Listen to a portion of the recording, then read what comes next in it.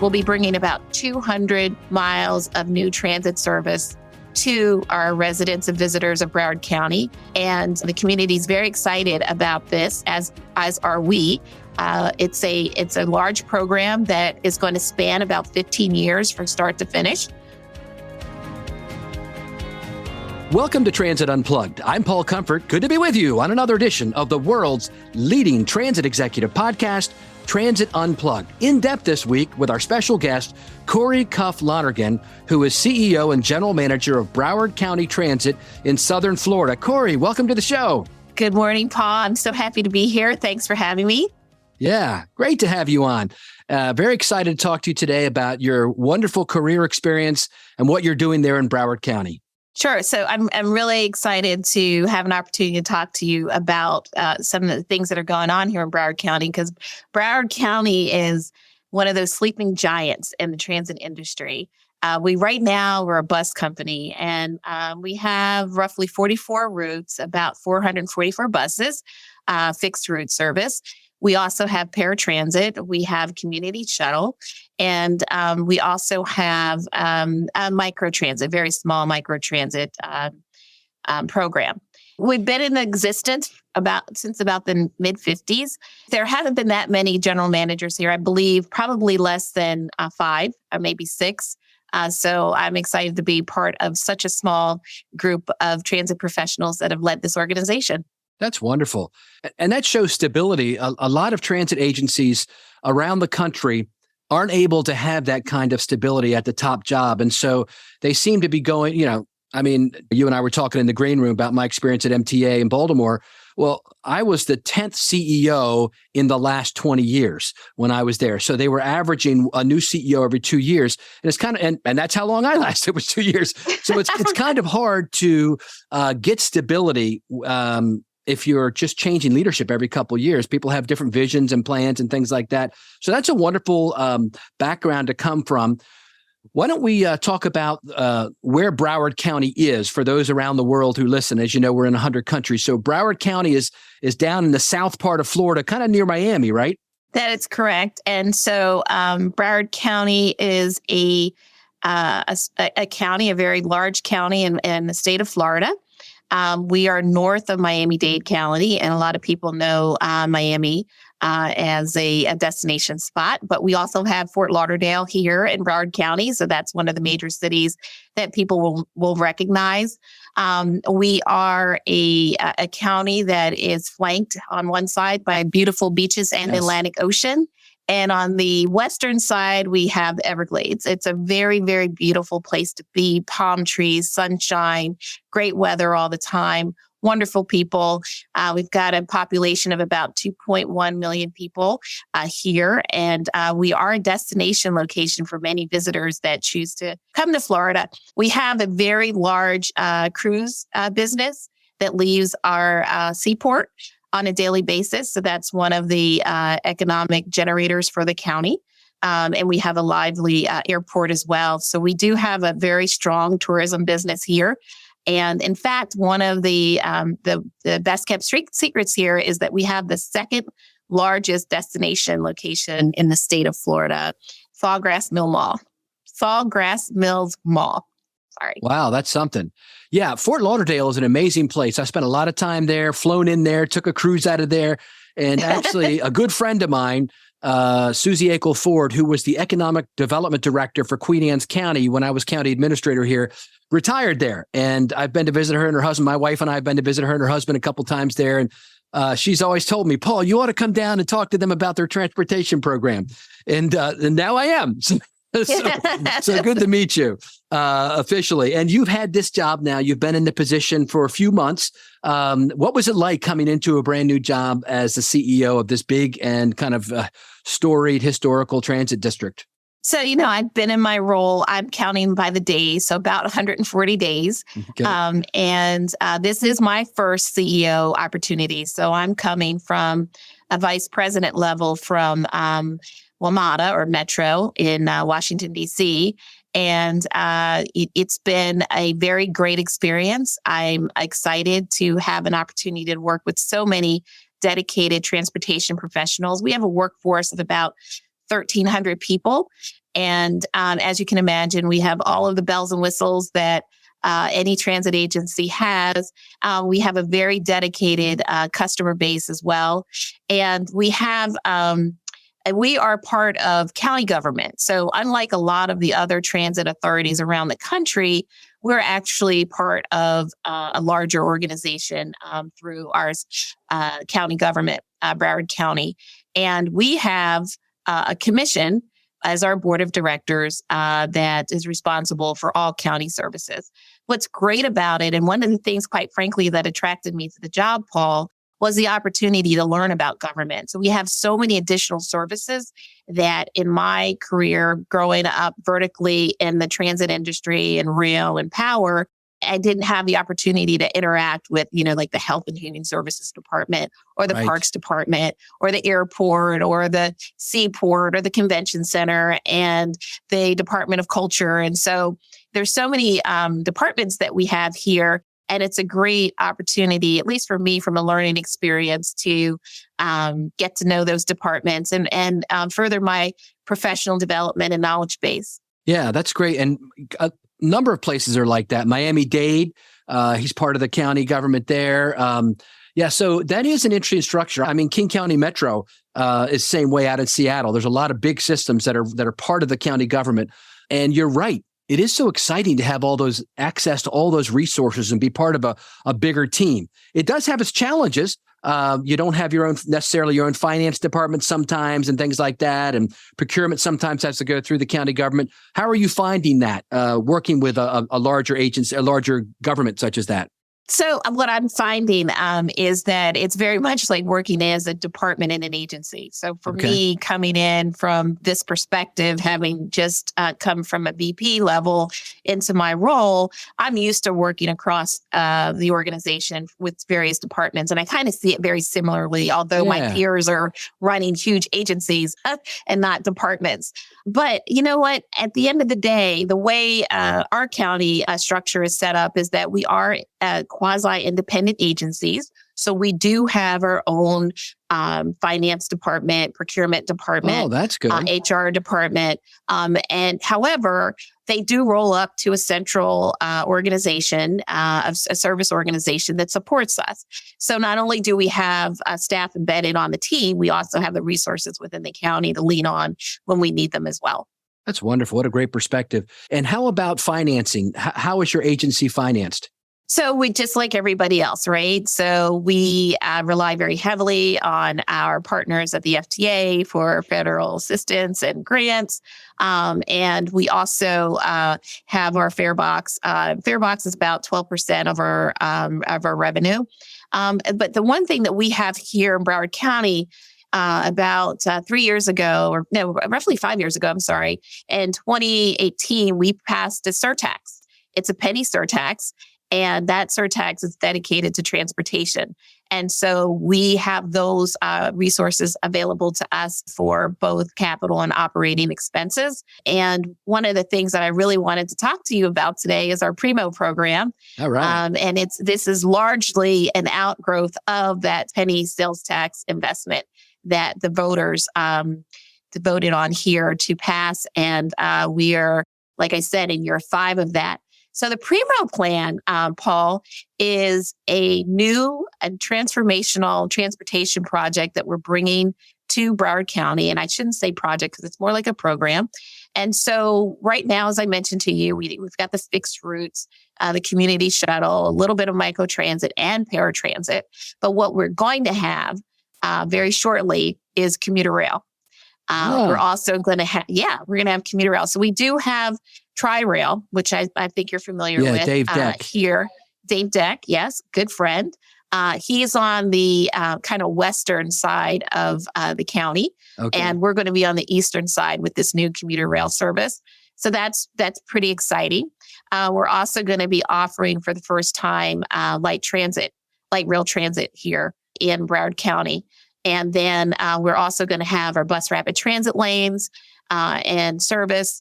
And we're going to have high frequency bus service, which is basically bus service on steroids, right? So we're going to be running at 15-minute frequency along our fixed route, which we're going to be expanding some of our fixed route services.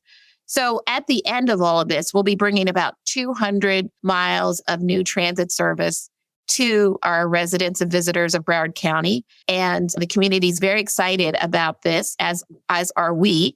It's a large program that is going to span about 15 years from start to finish. We're really particularly excited, Paul, and I, as a transit professional, having been in the industry for a very long time and worked at legacy properties.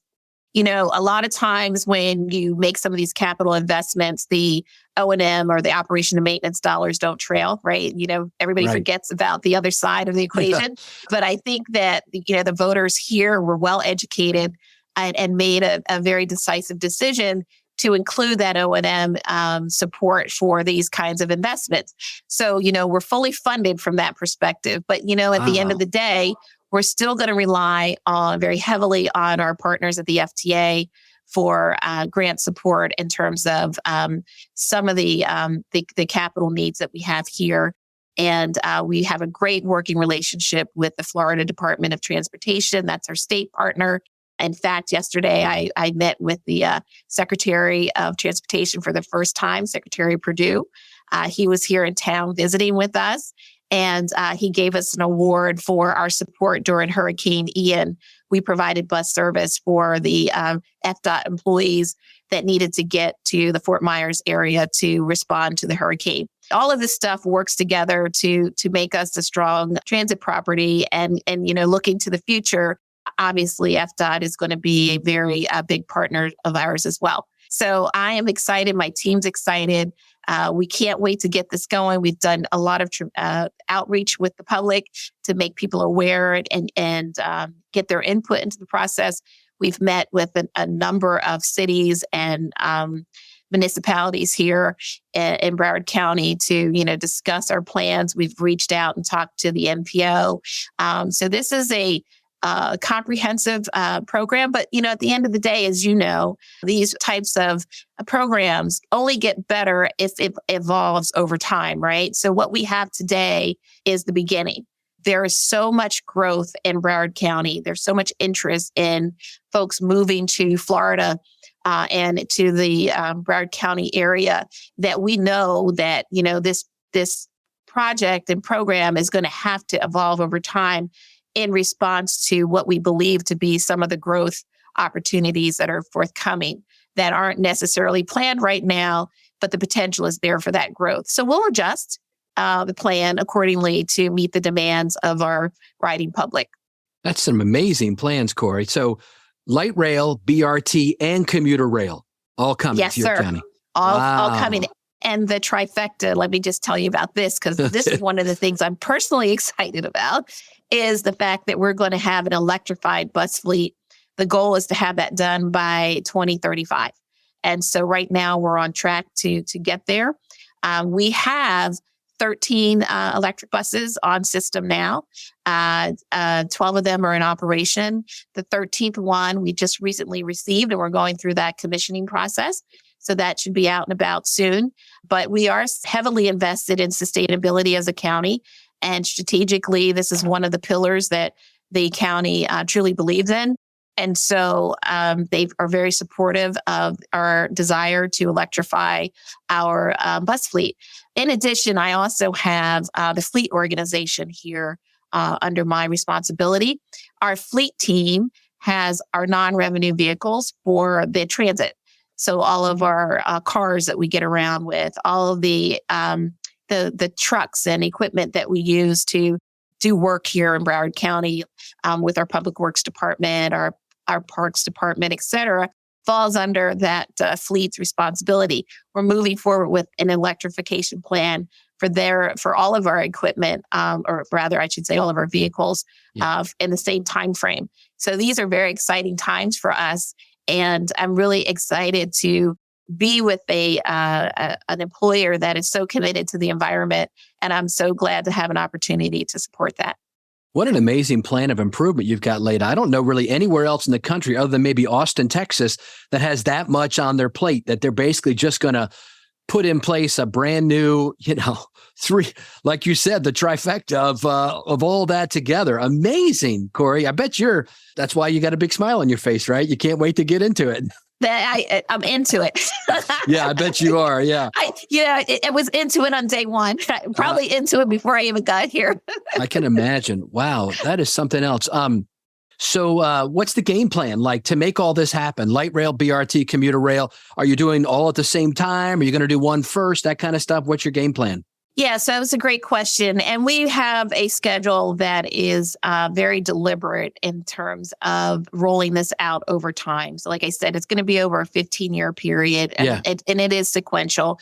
The first thing that we're going to be rolling out is our high frequency bus service, which, as I mentioned, is that 15-minute interval bus service. And that'll be first. So we'll be rolling out 2 high frequency bus services on Sample Road and on Hollywood Boulevard. And so those 2 areas will get the first of the investment here. Then we'll be rolling out our commuter rail line. The first part of it is called Broward Commuter Rail South.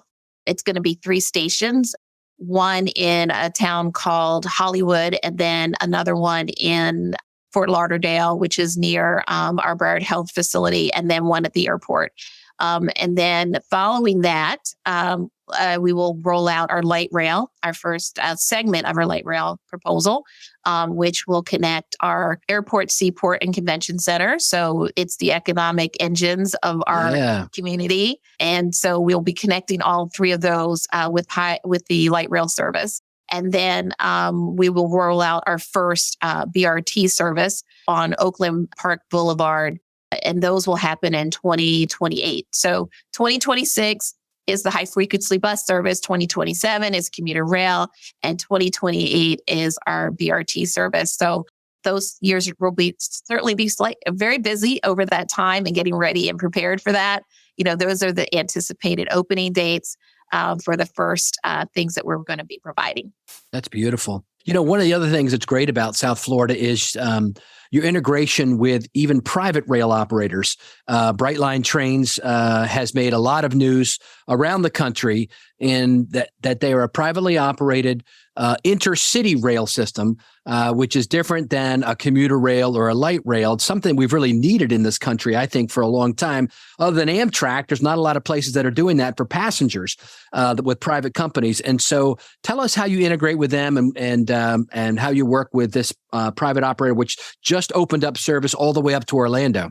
Yeah, so I have to tell you, I'm very proud of Brightline. As a transportation professional, I know how hard it is to advance some of these investments in new markets.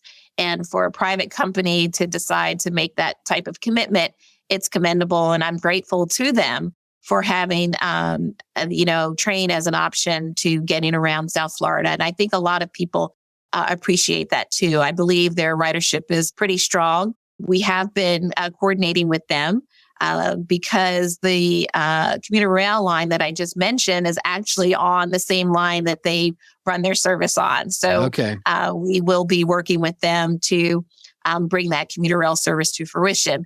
Interestingly enough, the line that both of us will be operating on is owned by the Florida East Coast Railroad. And so that will be an entity that we've actually been meeting with and having conversations about what's to come. But we are in very early discussions about what the service will look like and how we integrate. So stay tuned for more on that, Paul. Well, we've taken a look at kind of what you're doing now, what your plans are for the future. So we've done past, present, and future. Now let's go to the past. You've got a great background, Coree, for what you're doing. I mean, I don't want to steal your thunder, but your resume, it's just phenomenal. 5 years at WMATA as Vice President of Project Development and Implementation. You were the Chief Engineer of Capital Project for CSX, the rail company. What an amazing background. Tell us a little bit about all that and how that prepared. And you've got a degree in civil engineering. Tell us about your background and how it prepared you for what you're doing today. So, Paul, one of the things I'm very proud of is the fact that I started my career in public transportation as an intern. I had an opportunity that between my junior and senior year of college to work for SEPTA in Philadelphia. And after right before I was ready to graduate, the original plan was for me to go to grad school.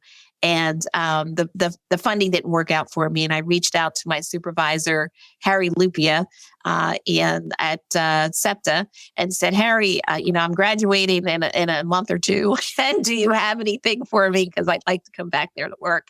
And he said, sure, Corey, we'd love to have you back. And the rest is history. So I started my career off in Philadelphia at the Southeastern Pennsylvania Transportation Authority. And I got to tell you, that's a great place to learn about public transportation and how integral it is to a community, and how important it is to preserve your assets, throughout the life cycle of an asset, because as you know, coming from a legacy system, some of the what comes with that, right?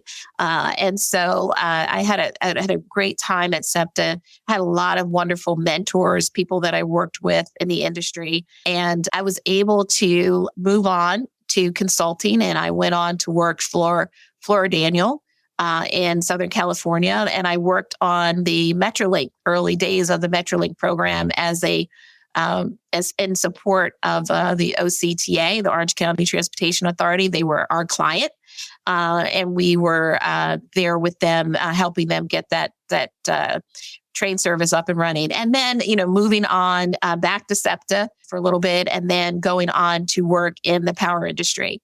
And that was a game changer for me. I've got to tell you, Paul, it's nice to have an opportunity to work in the private and the public sector. Yes.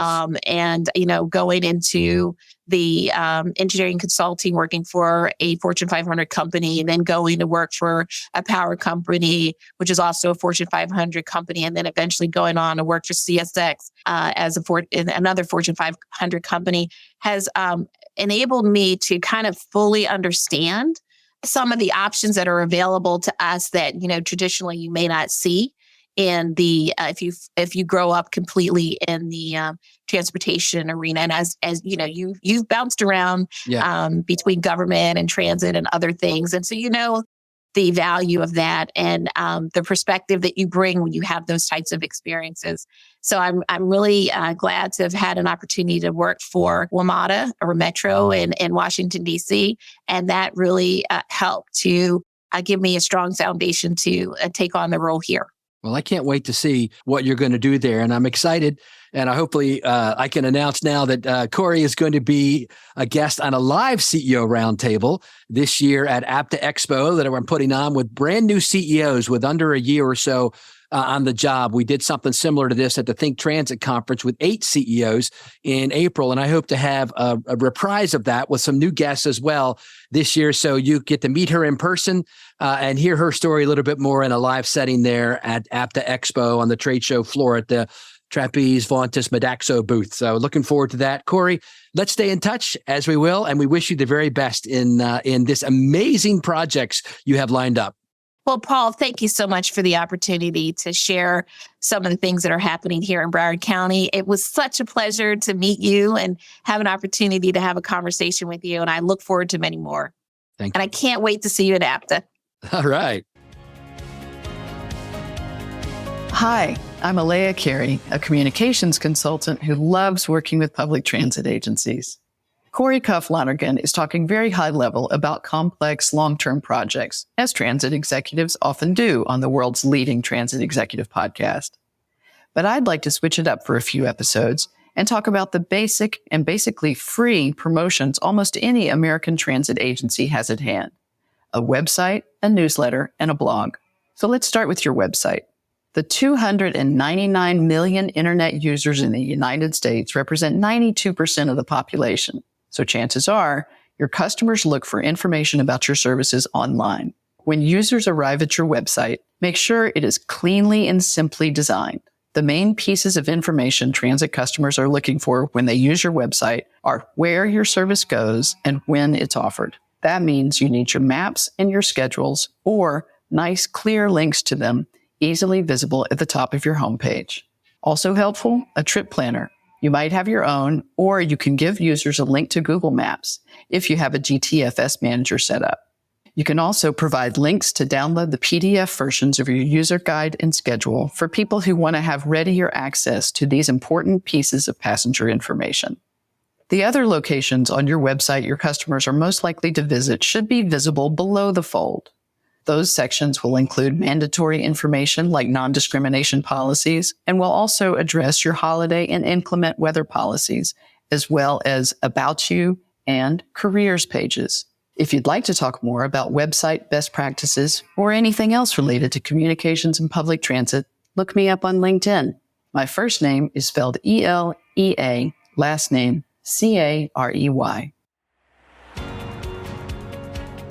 Thank you for listening to this week's episode of Transit Unplugged with our special guest, Coree Cuff Lonergan, CEO of Broward County Transit.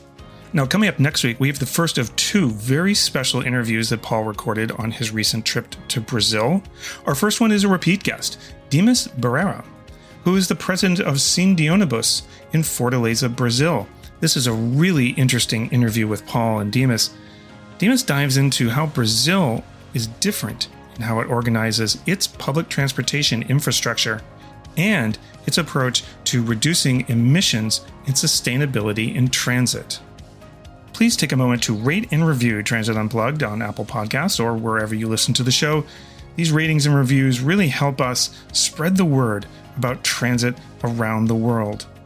If you have a question or a comment and you'd like to reach us, email us at info@transitunplugged.com. Transit Unplugged is brought to you by Modaxo. At Modaxo, we're passionate about moving the world's people, and at Transit Unplugged, we're passionate about telling those stories. So until next week, ride safe and ride happy.